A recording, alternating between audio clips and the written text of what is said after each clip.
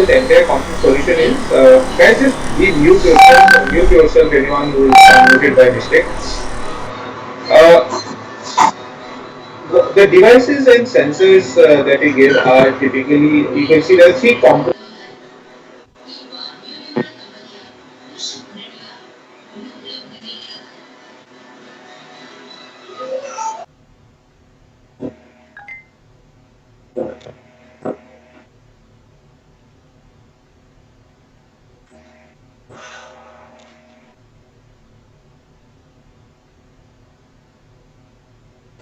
Abhijit, please unmute yourself.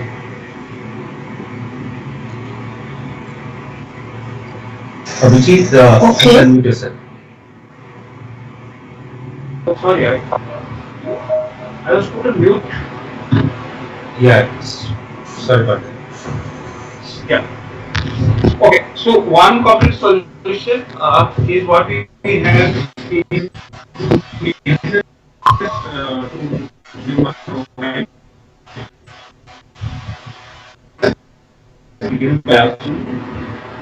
we have identity quotient. There are various kinds of devices and sensors. We have various kinds of devices. I'll talk about the as the connectivity. It is more to do with SIMs and the installation part. All this is also taken care by us.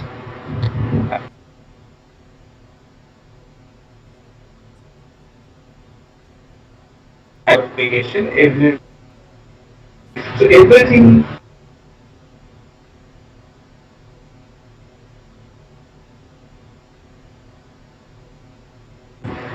What are the various kinds of, coming to the various kinds of hardware that we give to our customers? In GPS devices, there are three kinds of devices that we give to our customer. One is called a basic GPS device, one is called an advanced GPS device, and the third category is called AIS 140 GPS device. Now the difference between all these devices is that the first category of device is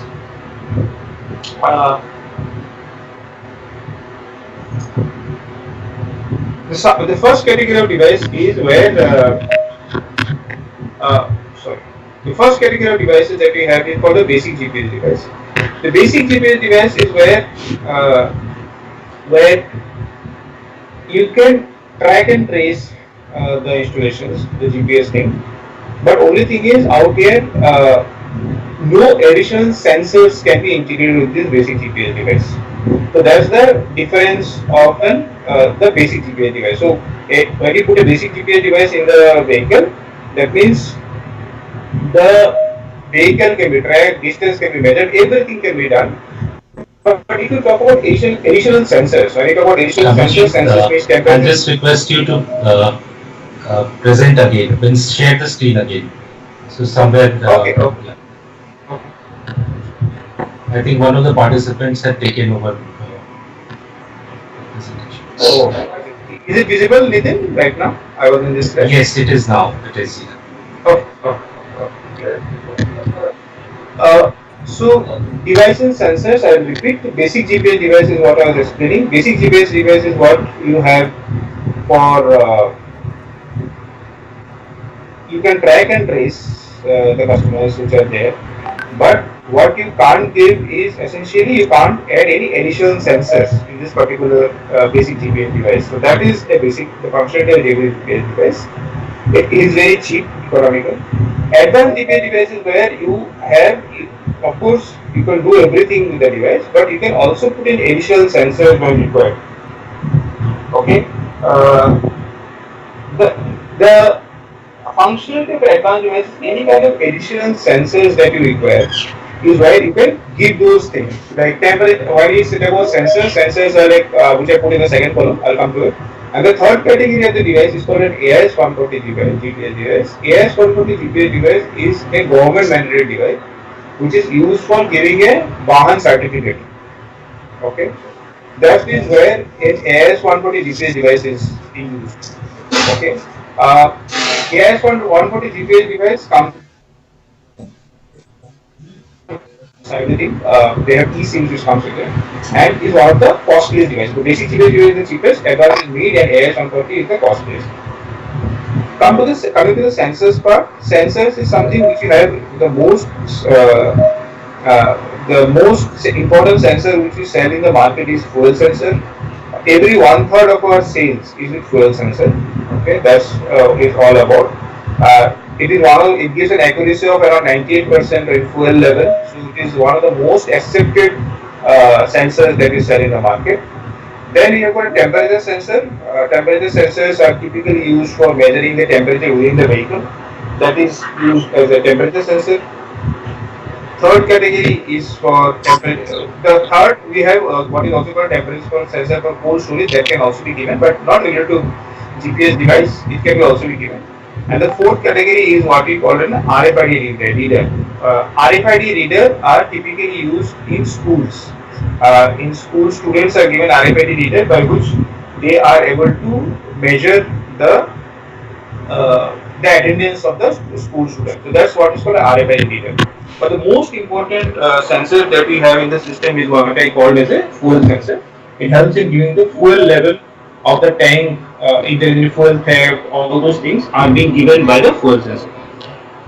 The third category of devices that we have is called an asset tracker.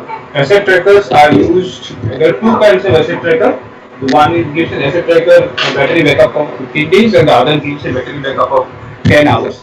Depending on the use case that the customer has, both these trackers can be given to our customers.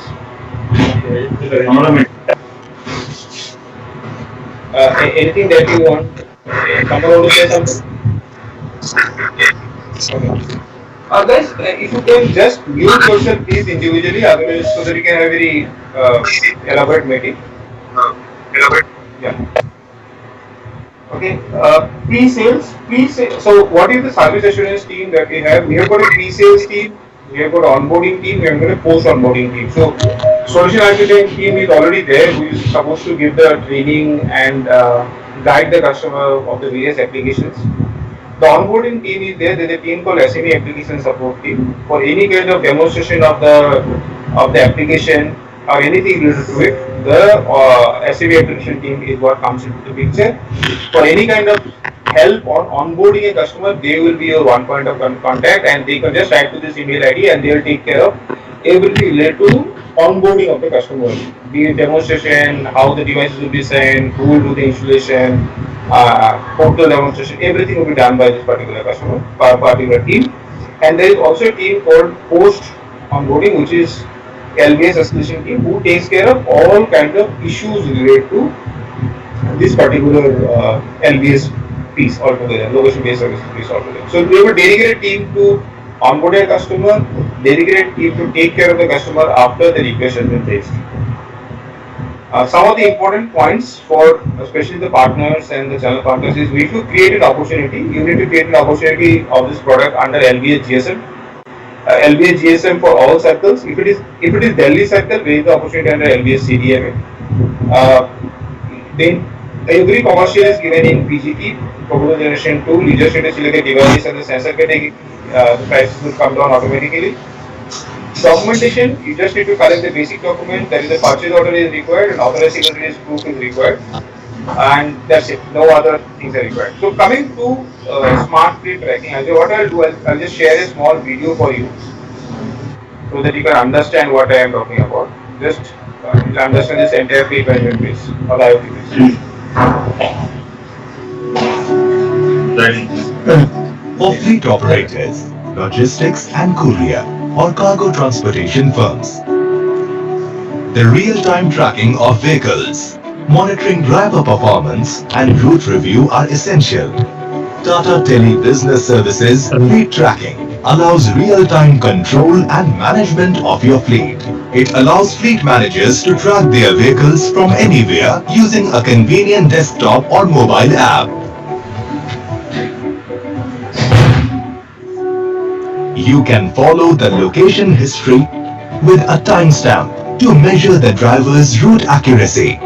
Fleet tracking is geofencing enabled, which detects if a vehicle moves out of a fixed range and notifies you right away. Overspeeding alerts help fleet managers monitor drivers through instant alerts if the driver crosses the threshold speed limit. Fleet managers can replay the route traveled by the trucks, check all the undue stops, and keep a check on fuel consumption with help of fuel sensors.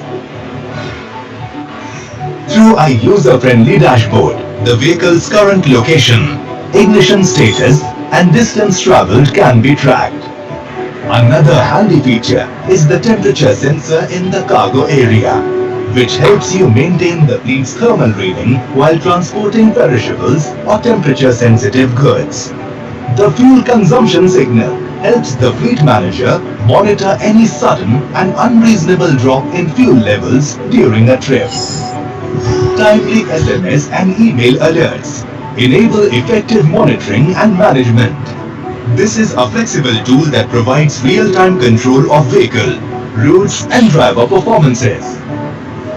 Fleet management becomes effortless with Tata Tele Business Services Fleet Tracking that is compliant with AIS 140 GPS devices. Contact the Tata Tele Business Services team today. So this is what I was talking about. So coming to fleet tracking, we have got this is a complete one-point solution, that is complete end-to-end solution is given by us, as I told you. Secondly, the very important point that we give is there is no capex investment. See, for every other vendor who gives this particular thing, there is a capex investment. Someone needs to buy the devices upfront, and then only the services gets started. Out here, it is not the case. Out here, what we essentially do is for everything the customer pays us on the rental only. That's it. And hence it becomes easier for the customer not to invest in his upfront cost for the devices. They just pay us the monthly or annual rental and we take care of it. This is you'll get a glimpse of it. This is just a dashboard which is there where the fleet management can see their vehicles. Once GPS device is fitted into the vehicle, everything is what you can see out here, what the customer sees. So everything from on the left hand side, you can see the total vehicles which are there, the total alerts which have come in, then overspeed that has been done, what is the total distance traveled, what kind of alerts he has got in the system. A pie chart which will give you a dynamic how many of these vehicles are running, not running, how many are in a stationary position, and also in the bottom portion, if you can see, we have integrated with Google Maps. So they can also see the Google Maps where their vehicles are. They can also see all the vehicles in a single dashboard, what we call as vehicle current status of all the vehicles, where these vehicles are, where they are thinking, at what speed they are traveling, what is the distance traveled by each vehicle, what is the ignition of the vehicle on or off, what is the status of the vehicle, what is you want to route replay, do you want to see the route where the vehicle is traveling. So everything is where can be seen in a single dashboard, which is called the vehicle current status. Fuel sensor reports, I was talking about, fuel sensor is a very critical report for this particular activity. Uh, this is a one of the most in demand report, which talks about, which gives an indication of what is the fuel level in the vehicle, and it will also give an indication if there is a sudden drop in fuel, which means if someone is stealing fuel or something, they can take an indication out of it, and alerts can be given to customer, and that's why it is one of the most important, I would say, full sensor which has been taken by the customer. You also get reports like unused stop reports. Unused stop reports are those reports where you can see where the vehicle is stopped, which location the vehicle is stopped, and is stopped for how much time.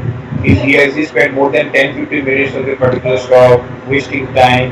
So the vehicle owner or the fleet management owner or the administrative guy can see all these things in Google Map as well. The other category of the report is what is called a temperature sensor report. There are multiple reports, but I am just showing you some reports which are very important. Temperature sensor reports are those reports which gives an indication of the temperature of the vehicle. What it typically means, if you put a temperature inside, of course please note this is a temperature sensor which we put separately on this. If a temperature sensor is put inside, it shows the temperature that is maintained within the vehicle, okay, and it will also show you has the temperature dropping or not. So take an example, if someone is transporting ice creams and the temperature of the ice cream needs to be maintained, right? That case they will show this one particular thing saying whether what is the temperature that will be shown in the particular in a graphical format that will be shown here. This is called the usage report of the vehicle. Usage report is a very important report which comes in, which gives him what is the usage behavior of this vehicle, like what during a day, how much time he has been idle, how much time he has been moving, how much time he has kept the ignition on. So these are all those reports which help the vehicle or the administrative guy to take informed decisions. He is informed of everything of his vehicle and he can take those decisions. He can call the driver or send SMS and say, okay, how do I increase the efficiency of my fleet management vehicle? This is what we show to our customers. We show all those things in Google Map only. Okay, everything is, we don't use any other maps. This is a view of the Google Maps. In the entire India view, you will see where these vehicles are. You will get all the current information, and he will also have, as I said, since this Google Maps, he gives the best viewing experience that anyone can get.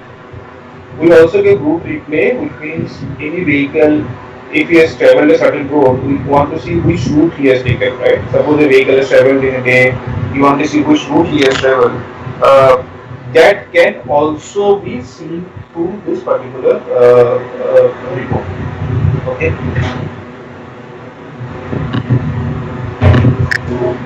Detail, I'll just pause for a minute out here to take any kind of questions before I go to fleet management, school bus tracking. If anyone has got any questions, or we'll move to the other category. So we'll take a 60 seconds here. Friends, see in this particular virtual classroom, there are 220 participants. So we'll have a time-bound discussion after each product that Abhijit presents. So we'll have another 60 seconds. Just unmute and put across your question. Otherwise, if you want, you can also put in your question in the chat box. But I'll request do it one by one, and then once you have asked your question, please mute yourself. I think that's a good suggestion, Nitin. If people have their questions now on this thing, you can put it in the question chat box session so that we have a detailed. Yeah, I would. Yeah, so I'll take all the questions after finishing the session. And but till that time, I would request you to put those questions in the chat box session only right now. Okay. So I'll continue. I'll just take a 30-second break just to change my network, my cellular network. Just I'll take 30-second break and I'll come join back in 30 seconds. Just give me 30 seconds, please.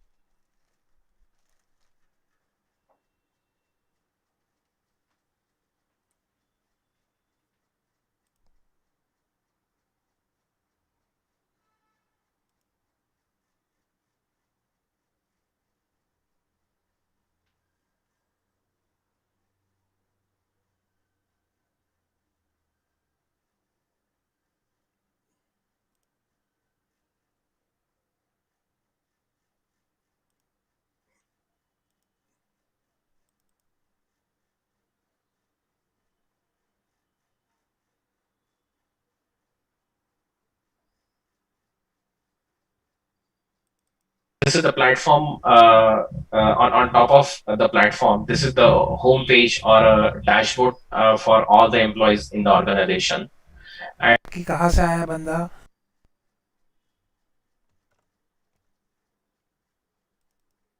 Into that myself in regards to my business. So a few questions kind of ask yourself when it comes to kind of social media, and some of these questions you don't need to kind of have the answers to straight away.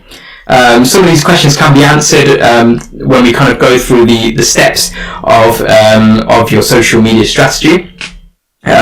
So questions such as, are my posts driving social media, are posts on my social media driving people to my website? Who are my most influential followers? You might have heard of the word or the term social media influencer before. So a social media influencer is essentially a person who has the ability to influence somebody's purchasing decisions purely by recommending a particular product or a service. And I'm sure some of you may, if you follow certain maybe YouTubers or certain Instagrammers, for example, you might have kind of seen these types of posts and types of content in general as well. You might have even purchased off the back of that because somebody has actually recommended it, and it's somebody who you actually trust as well, which is play an influence in your purchasing decision there as well.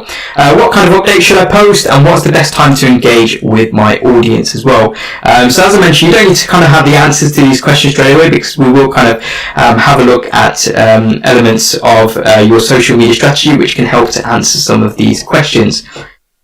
Now, a few things to remember about social media is that attention spans are very, very short. Very, very short. So the average human attention span on social media alone, so specifically on social media, is roughly just about 3 seconds. So it's important to kind of get your messaging across short, sharp, fast, as quick as you can, just to engage that viewer, and then to hopefully turn that viewer into somebody who fully consumes your whole content, and then hopefully takes following steps to maybe purchase from you or inquire about your service, for example, as well. There's a lot of competition on social media. I'm sure you're fully aware that social media at times can sort of seem, from a business point of view, to be a kind of a wall of noise. There's a lot going on, and sometimes you think, right, I'm posting once a day or I'm posting twice a day, but maybe I need to increase the volume of kind of posting perhaps as well. But one thing I'd mention about kind of posting is always go for quality over quantity, because that's something which will show through and will separate your business compared to maybe your competitors as well. So in the long run, quality always wins in that respect. In terms of what I've kind of witnessed in business myself, it's not always free, and I'll kind of speak a little bit about that later on, as you can sort of pay for things such as Instagram advertising, Facebook ads, LinkedIn ads, those kind of things as well. And once it's public, it's public. That's something to bear in mind from a business point of view. So you might have kind of seen certain organizations or certain sort of celebrities who have kind of gotten into kind of hot water for posting tweets from years ago, for example, and that's kind of led to kind of PR disasters as well. So I believe with Twitter, you're unable to change a tweet still. You have to delete it and then repost another one back up. I believe you can amend tweets. I believe you can amend posts with Facebook, LinkedIn, and Instagram. But the only kind of thing with that is you've got to kind of make sure that you spotted that mistake nice and early, because you don't know in the meantime that you posted this, you've put up this piece of content, you don't know who in the meantime has seen your piece of content and who's maybe looked at your spelling error and thought, these guys clearly don't know how to spell very well. That's kind of that might put that potential customer off from buying from you as well. So that's something to bear in mind as well.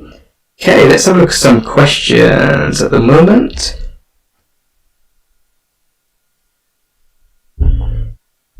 Okie doke. So there's no questions at the moment from you all. I hope you're kind of either jotting down notes or absorbing this information as we go. But if there are any sort of questions, feel free to pop them into the live chat as we go along. Okay, now let's actually start looking into this social media strategy aspect. So these are the 5 steps that we believe to be a great kind of framework for a social media strategy. And we'll kind of go through each one of these points in turn.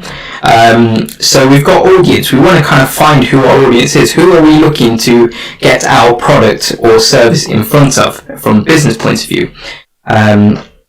What are our goals, and what is our objective for being on social media more than anything else as well?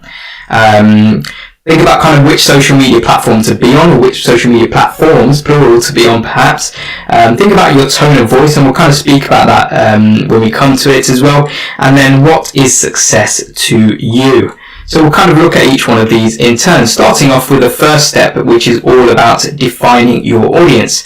So some of the questions, and you may wish to kind of jot some of these down here. Such as who are your audience? Who are they in general? What are they into? What are kind of their interests in general?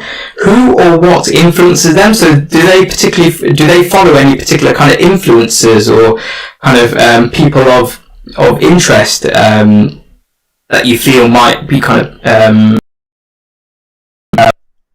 what times are people online? Are they usually jumping onto Instagram before they begin work at 9 a.m. or are they jumping on at let's say 1 p.m. when it's roughly about lunchtime, or are they jumping on after work and after they've had the evening meal?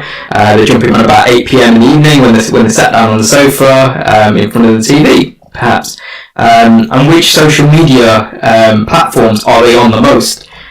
Because, as I mentioned before, many of us nowadays are on multiple platforms, but which ones are they actually engaging and interacting with the most as well? Now you might be thinking, well, Rakesh, that's all good and well writing down all these questions. How do we get the answers to all these? Well, one of the ways that we can actually get answers to these questions is to ask these people directly. Now, I know kind of in the current climate it's probably a lot difficult to do that, a lot more difficult to do that, kind of especially face to face. But I know kind of plenty of kind of organisations run things such as focus groups, which they would have kind of generally ran face to face. They've actually moved that to kind of video calling now. So that could be an option to kind of maybe remotely ask audience members and kind of really understand what their interests are, what they're looking to maybe get out of your particular product and or service as well. And another aspect of kind of finding out some answers from your audience is to maybe kind of, if you're looking for set answers for people to kind of choose from, kind of multiple choice kind of answers and they pick one, then maybe you could create a survey that you could send out to them, an online survey. So you can use various kind of tools out there. You've got the likes of SurveyMonkey, which allows you to create a free account, and you can ask kind of 10 questions per survey that you build. The only kind of caveat, I believe, with the free account that you use with SurveyMonkey is that you are limited to just 40 responses from any survey, I believe, as well. Another alternative that you can use to kind of create forms and send out and get responses from would be Google Forms, which is part of the Google Workspace as a whole. Now, Google Forms, if you just go to something like forms.google.com, you can create these for kind of various things, even kind of personal events. I've had Google Forms through for events where I've kind of RSVP'd to as well, for things such as weddings there as well. And Google Forms is free to use so long as you have a Google account. Now, another place to kind of find answers to these questions is by looking at kind of analytical platforms. So you can kind of see a few analytical platforms here on screen here. So if I kind of point out a couple here, so the one in the middle here is known as Facebook Audience Insights. So you can find out information such as people's age, where they're based roughly, what are their interests as well. I'm sure you've kind of seen and you might have selected some of your interests on Facebook, so you can actually see what people are interested in. You've got the likes of Twitter Analytics as well. So these kind of tools like Facebook Audience Insights, Twitter Analytics, they're all actually built into the platform of of each one of these that are out there. So if you, for example, if you, by virtue of having a Facebook business page, you will have access to Facebook Audience Insights, and you can really have a look and kind of find answers to some of those questions that we looked at as well. Now on the left hand side, you can kind of see this kind of graph here and the pie charts, and that's kind of a bit of a screenshot of another platform which some of you may be using currently with, in conjunction with your website. And that's a tool called Google Analytics. Now, Google Analytics is such a powerful tool because it essentially will allow you to track every click that occurs on your website. But from a social media aspect, you can actually see how many of your website visitors are coming through from your Facebook, how many visitors are coming through from your Twitter, and it will help you to kind of answer that question of which social media platforms are they on the most as well. So if you maybe set up a social media presence on 2 or 3 of these platforms, and then you quickly realize that a lot more people are just coming through Facebook, or they're just coming through Twitter, then you might maybe focus more of your time and attention to creating content on those particular platforms as well. So that's step 1 done. And as I mentioned before, feel free to kind of jot down some notes, because I'm kind of right now kind of going through the framework. So from your perspective, you want to be kind of answering the question, well, how does this apply to me and my business as well? So step 2, let's have a look at kind of defining your goals. So this is kind of a really important step when it comes to your social media strategy, because you want to essentially identify your reason for being on social media. Your purpose for being on social media, because if you don't have a purpose set, what's kind of the real point of being on social media just because every other business is on there? It's more a case of, what do you want to get out of this? What do you want to get out of this from a business perspective? Because if we kind of take out the mindset that we have when it comes to our personal social media accounts, we just jump on social media to maybe just flick through the timeline and to kind of see what our kind of our distant family are doing, or our distant friends are doing perhaps. That's kind of more of the general social aspect. But from a business perspective, what are we looking to achieve? What's our end goal? Because social media is essentially a little bit like a vehicle. It's just like us kind of driving on the motorway, but we kind of need to have directions where we're going. So that's where having a goal in mind and kind of typing in where you're looking to go on the sat nav will actually help kind of direct and navigate you where you are to get you to where you want to be. So are you looking to maybe give better customer service? Are you maybe a new company who is looking to kind of just generate interest? So people, let's say you're a sportswear brand and you're looking to be as well known as the likes of Nike or Adidas, which have been established for years. And you're just looking to kind of generate that buzz and awareness as well. Or you're looking to maybe just get more people visiting your website and then hopefully buying from you as well. So you want to kind of just set out maybe either one kind of social media goal, just kind of start off with that, I'd say. Start off with one goal, and then you can always develop into further goals after that. So you want to kind of set out what your goal is. Identify if there's any sort of barriers and challenges from you reaching that goal. What's kind of stopping you? Is it a case of the lack of time? Is it the lack of staff?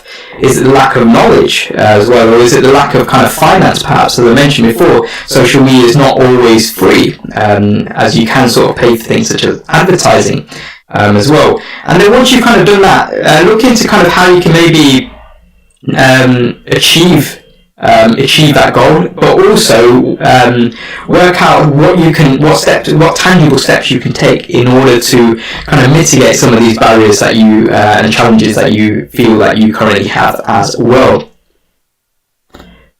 So after that, we've got step 3, which is kind of choosing which social media channel and platform to be on in general as well. So the first kind of question to ask yourself is my business or my company or organisation, is it business focused or corporate focused, as it sometimes is called as well, or is it lifestyle focused as well? So that will kind of be a good kind of determining factor as to what type of platform that you may use.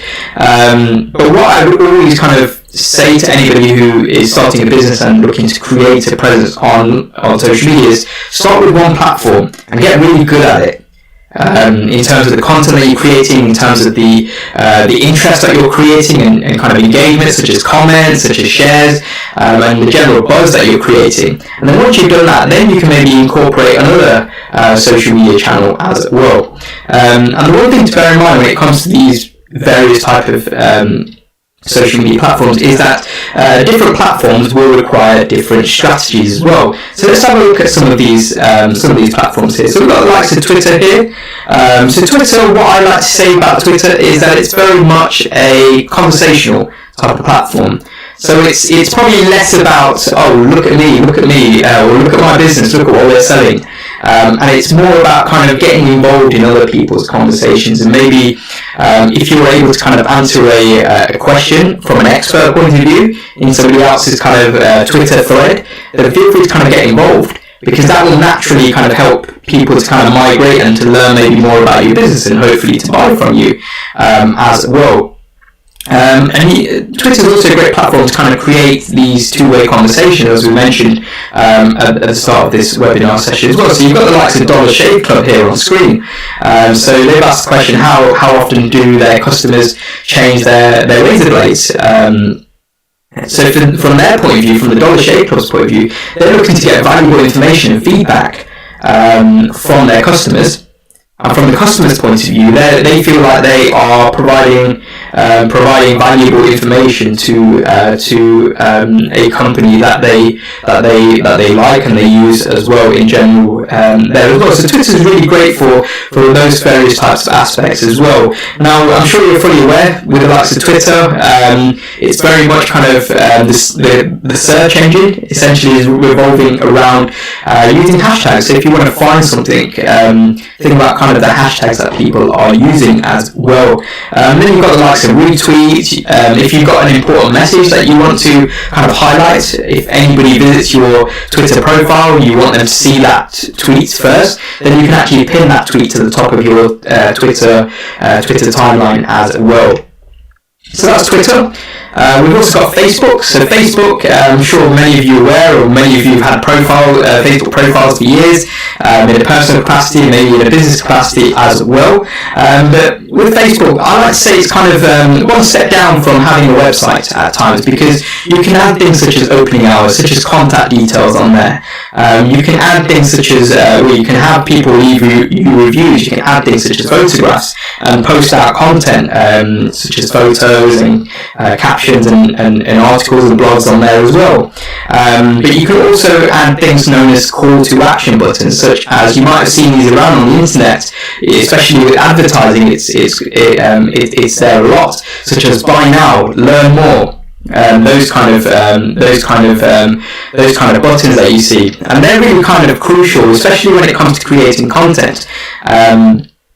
Such as if you see an advert or you see a piece of content and it says the word buy now or learn more about these pair of trainers, for example, then you can actually click that link and learn a bit more, or you can buy and have a look at if your size is available and click that purchase button as well. And that's something which sometimes from a consumer point of view, when we've viewed like a video, or once we've looked at a really good photo, we don't really know what to do next, and these call to action buttons can really help.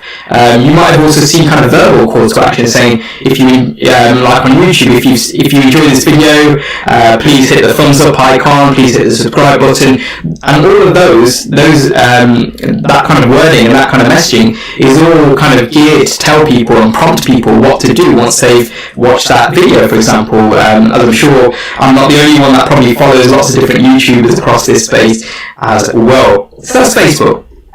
And then we've got Instagram as well. So Instagram kind of follows on from Facebook, but it's a lot more kind of visual based. So this is kind of the place to kind of share photos, share videos in general as well. And this is the place that you can maybe add a little bit of context to your photographs using really clever captioning, and you can maybe even tell a story through the captioning as well.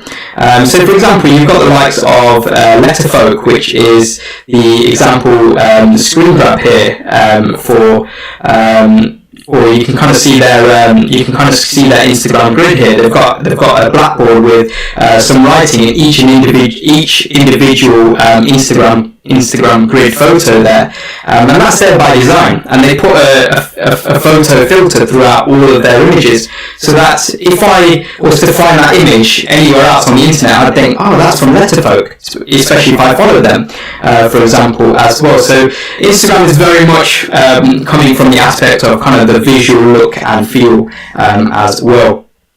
So that's Instagram. You've then got the likes of LinkedIn. So LinkedIn is great for recruitment, fantastic recruitment tool for me personally. I actually got headhunted for the first time in my career a long time ago now, when I guess LinkedIn was probably a little bit more in its infancy as a social media platform, but it's great for recruitment because a lot of recruiters are on that platform as well. But it's a great place to kind of network as well with people within your industry or within industries that you are looking to attract customers from, or custom in general from as well. Now, from a business point of view, you can also kind of set up a company page, as well as having your personal profile there as well. That's fine, but you can also create a separate company page where you can kind of share content which is maybe providing people with a little bit more information as to what your business is about. So you've got the likes of L'Oreal here on the right hand side.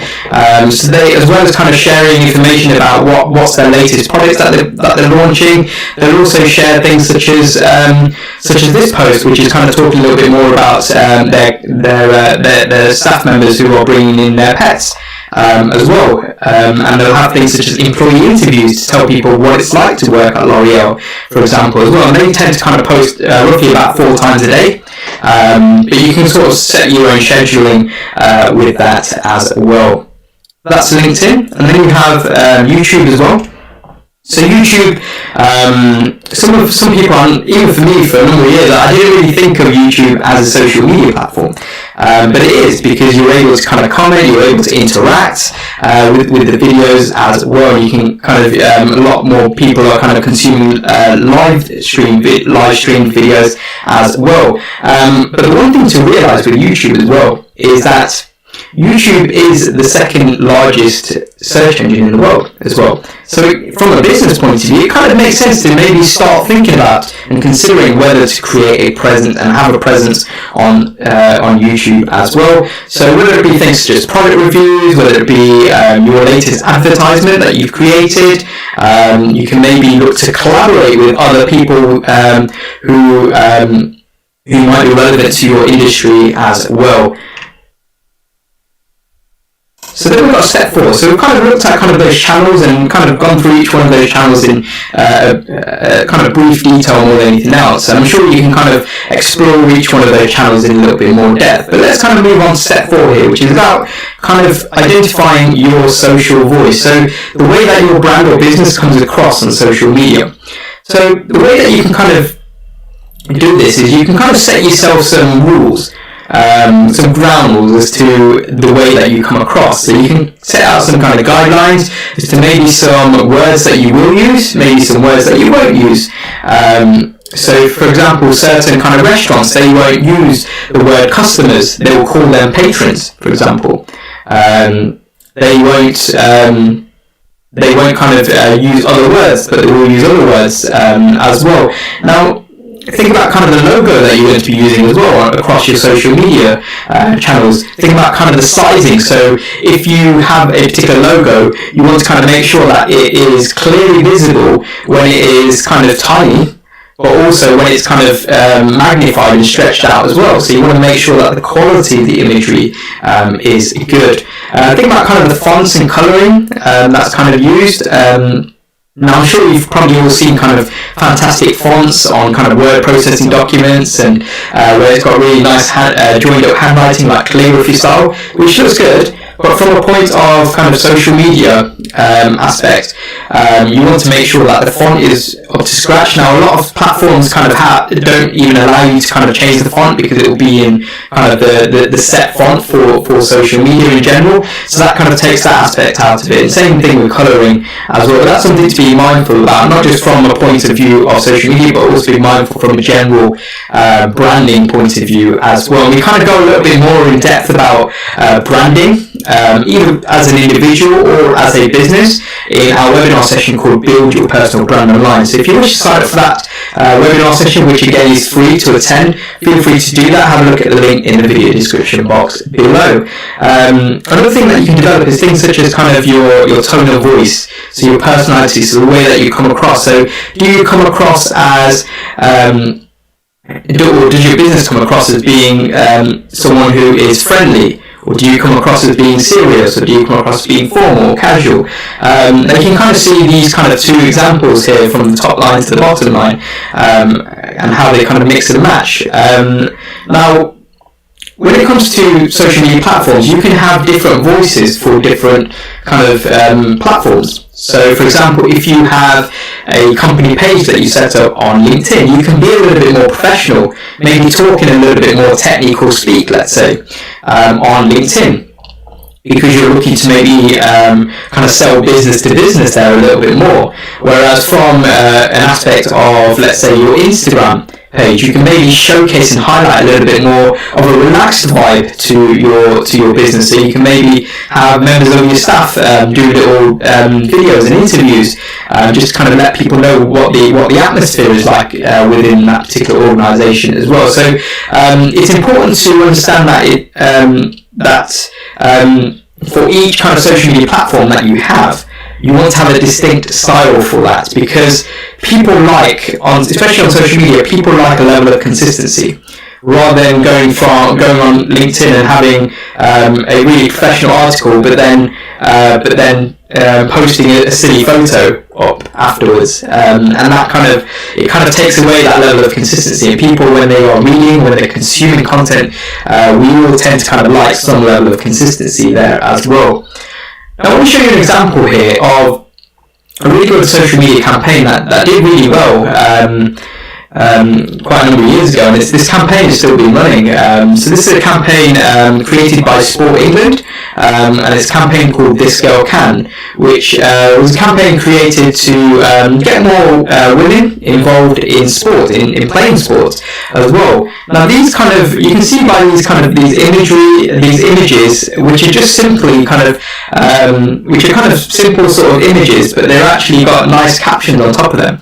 So these captions are kind of like hard-hitting and powerful, and some kind of words that kind of spring to my mind, I'm sure sort of spring to your mind, is, wow, that's clever, but it's inspiring, but it's impactful at the same time. So those are kind of the words that you kind of sort of associate to these kind of images right on the screen here. So just under these gloves is a beautiful manicure. I also know the offside rules, sweating like a pig, feeling like a frog. So it kind of challenges these kind of social norms and stereotypes at times in society. So this was a really great campaign that did very well, and they got their tone of voice, their personality, the way that this campaign wanted to come across. They got it down to a T. They absolutely did very well with this particular campaign here as well.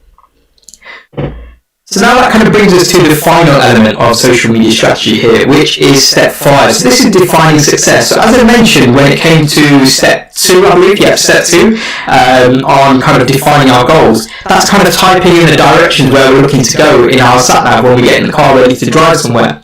Now, when it comes to step 5 of defining success, we want to make sure that we're driving on the correct motorway, or that we are taking the correct route, and we're not kind of taking a diversion through maybe a country road, for example.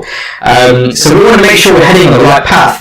Now, a lot of the time, people tend to think with success that, I should have achieved it already.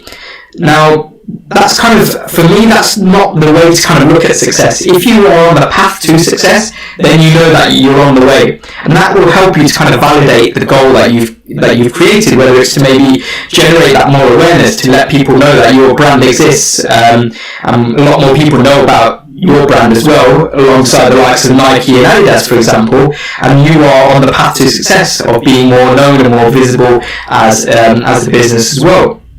So is it the fact that you are seeing a growth in sales, or you're seeing growth in the number of visitors to your website as well? Are you increasing your star rating? Are you increasing the number of mentions that you get on social media as well? So you can kind of really set kind of a nice kind of benchmark